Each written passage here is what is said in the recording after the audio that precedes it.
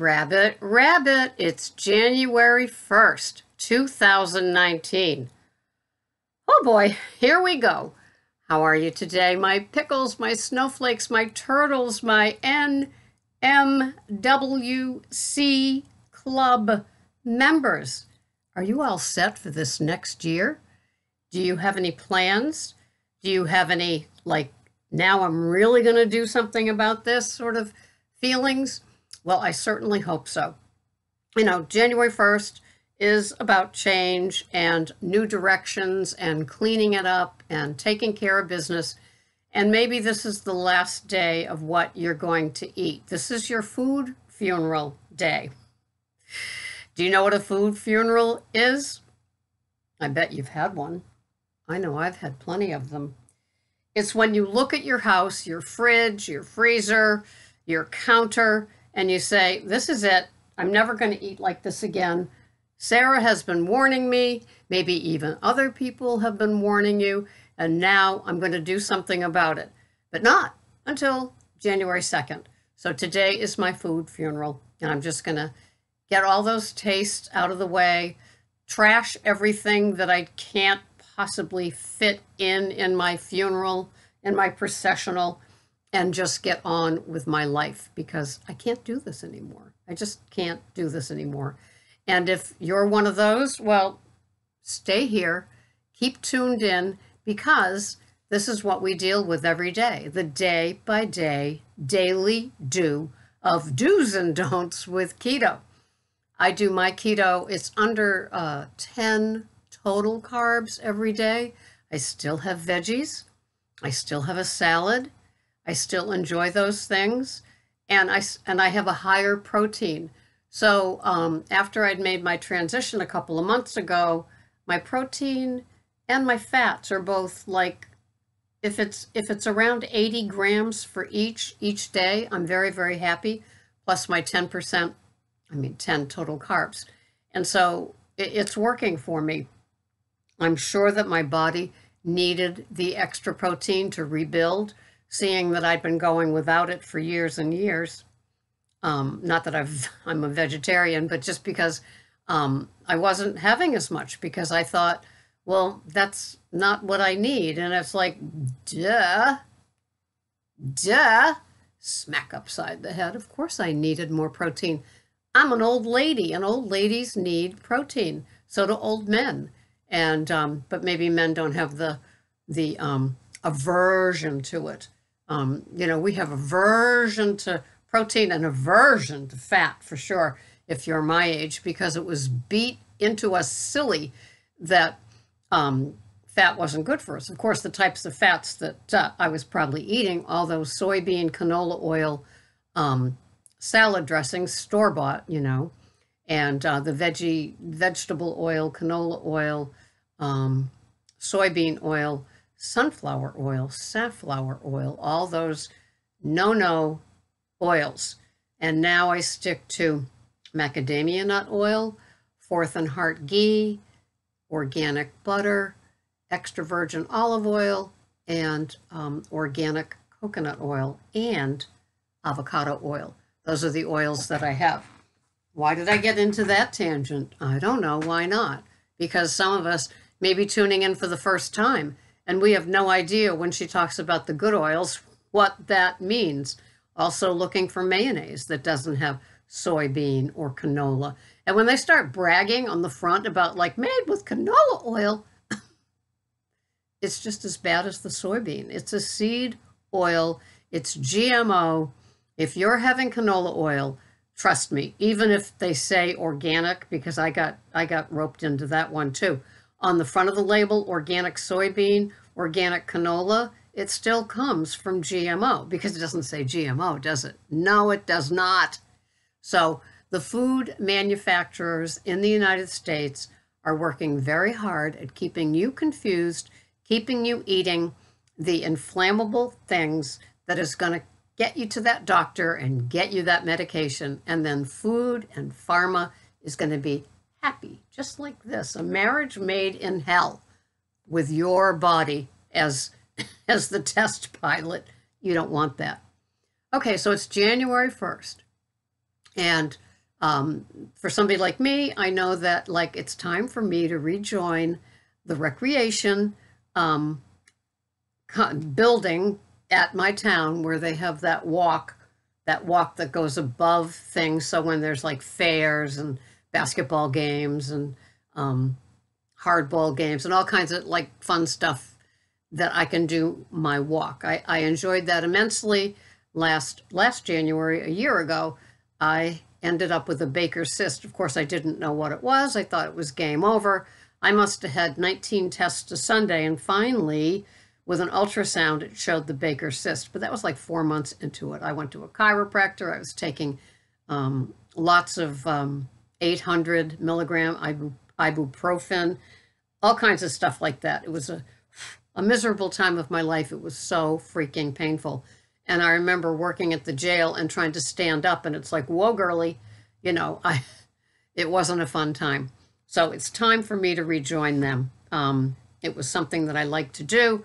I would just put on my, pretty much my pajamas with my sneakers and an overcoat or an over parka type of thing, and just do the walk, a great big sweatshirt, and just do the walk. And what's not to love about that? You can plug in any podcast that you want to listen to or some fast music, and away I'd go. And I keep putting it off. And it's not that the rec costs a lot. I think it's $20 for the year. I think I can swing that. So, have you made any promises, any resolutions, any finally this time, I mean it? I mean it. I mean it this time. Do you? Good. How you going to do it? If everything else falls apart, you can always come to ketocoachingsarah.com, just a little plug, where we work for 30 days, sometimes more, on just calming it down, getting it useful. It's like a gentle boot camp. It's not too scary. It's just to remind you of things that might have worked when you first began your keto program and you kind of just got away from it. You stopped weighing, you stopped measuring the things. You're still adding glugs of oils and fats to your coffees and have no idea what's in them because you're not tracking, you're not weighing. All those little dangerous places. For me, it's the liquids. It's the heavy whipping cream. It's the ghee. It's the olive oil. It's the avocado oil. It's the coconut oil. It's the butter. And it's also those omega power plain and cinnamon MCT things that the company asked me to review that I still have some left of. I have to be careful. Oh, yeah, the macadamia nut oil on the salad. I can't free pour those things because I'd have a quarter of a cup.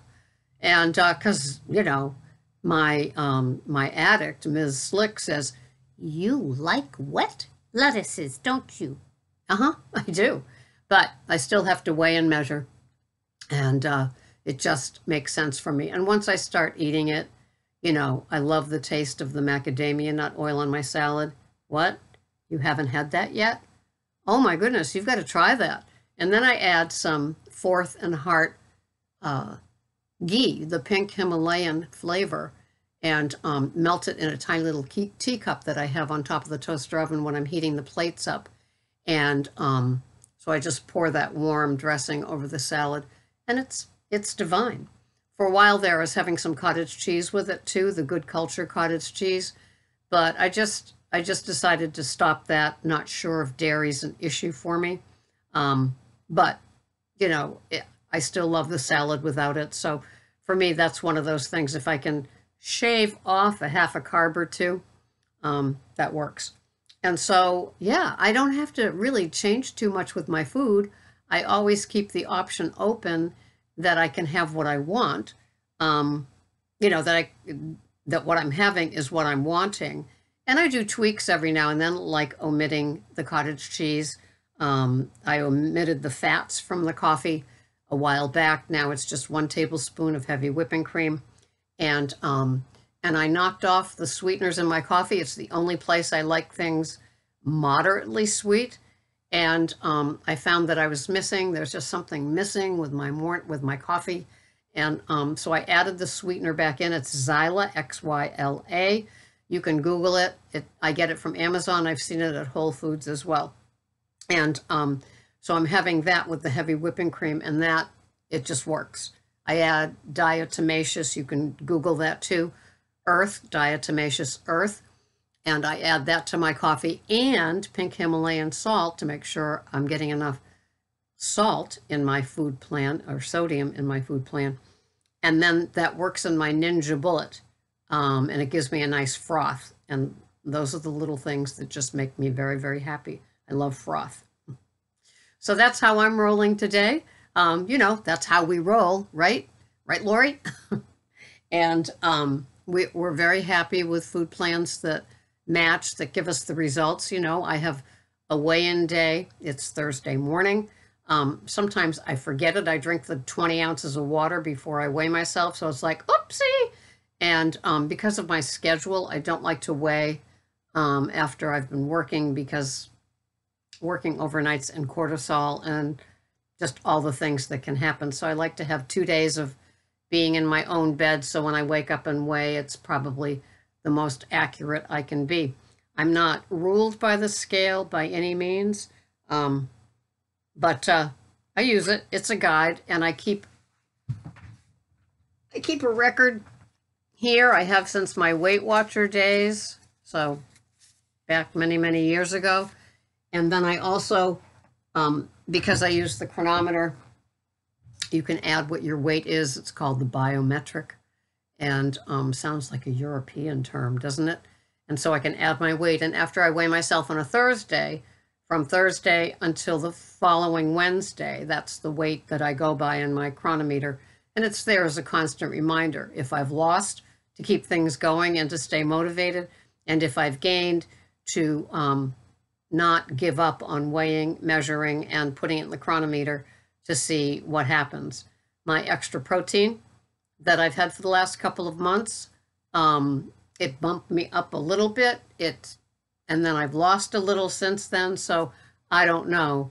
I'm thinking maybe like Kelly Hogan, except she's half my age when she went carnivore.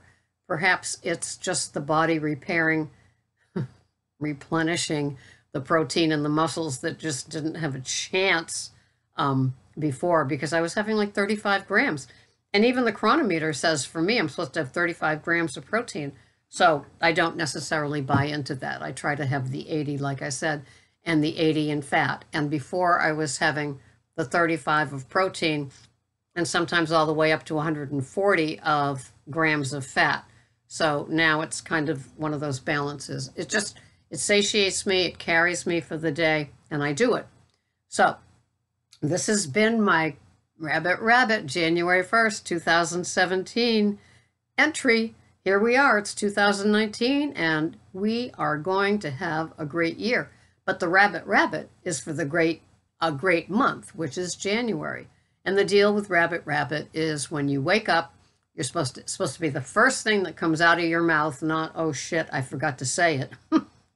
No, it's Rabbit, and that's supposed to bring you good luck for the year. I don't know where it came from, but you can Google that too. So you've got a lot of Googling to do, Mr. and Sister, for the rest of your day. So I won't take much more of it, but, you know, just trying to have you reflect a little about 2018 and where you want to go in 2019. Share your thoughts below. Thank you so much for watching. I'll see you the next time. Bye-bye for now.